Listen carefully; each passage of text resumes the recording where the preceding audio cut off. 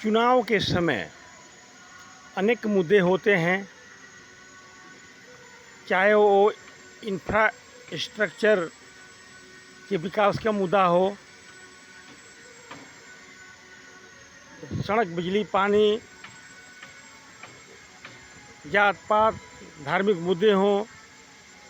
अनेक मुद्दों की चर्चा राजनीतिक दल करते हैं, जनता भी करती है, लेकिन एक अहम मुद्दा है, उसकी चर्चा नहीं हो रही है। जबकि दुनिया के विकसित देशों में यह मुद्दा चुनाव के समय में जनता द्वारा उठाया जाने लगा है, लेकिन भारत में यह मुद्दा नहीं उठाया जाता है। यह दुर्भाग्य की बात है। लोगों को अब सचेत होने की ज़रूरत है कि कोई भी दल के लोग वोट मांगने आए तो एक मुद्दा, पर्यावरण संबंधी मुद्दा रखना बहुत ज़रूरी है, क्योंकि वातावरण प्रदूषित हो रहा है। जल, जमीन, वायु प्रदूषण का शिकार हो रहा है। मिट्टी जहरीली हो रही है, पानी जहरीला हो रहा है, हवा भी प्रदूषित हो रही है। जब पर्यावरण शुद्ध नहीं रहेगा तो आने वाले समय में जो भी प्रजातियां हैं, जीवित लिविंग थिंग्स है, वो स्वस्थ नहीं रहेंगे, यानी कि मानवता खतरे में पड़ सकता है। इंफ्रास्ट्रक्चर तब अच्छा लगेगा जबकि आबादी स्वस्थ हो।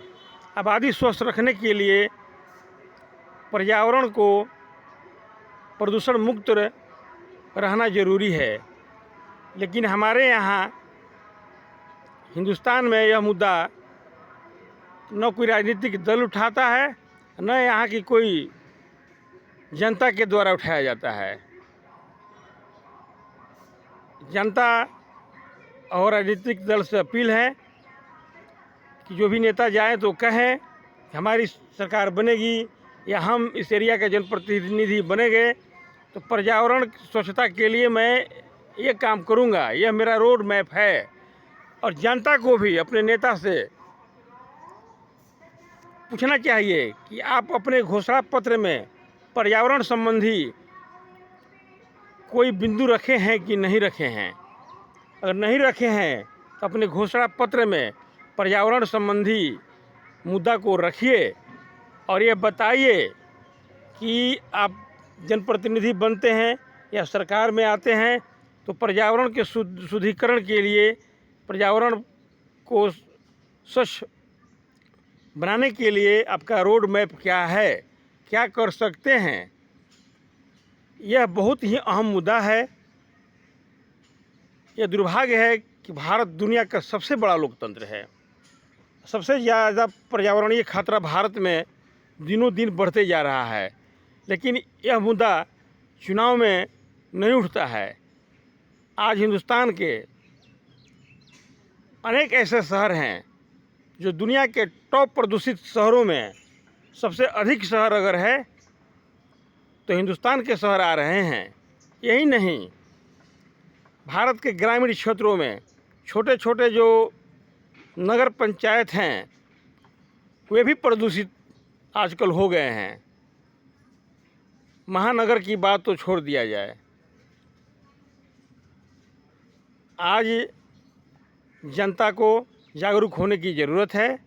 अपने आने वाली पीढ़ी को स्वस्थ रखना है तो पर्यावरण के प्रति सचेत हो जाएं और सरकार तथा जनप्रतिनिधियों के समक्ष यह मुद्दा ज़रूर उठाएं। पर्यावरण संबंधी कोई आपके पास रोड मैप नहीं है तो हमारे पास वोट भी नहीं है। इंफ्रास्ट्रक्चर हम लेकर क्या करेंगे जबकि हमारी आने वाली पीढ़ी और वर्तमान पीढ़ी स्वस्थ नहीं रहेगी।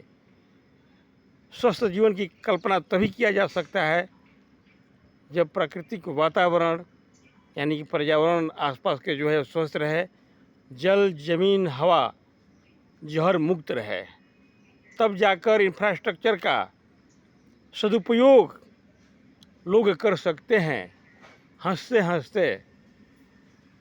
अन्यथा अस्वस्थ समाज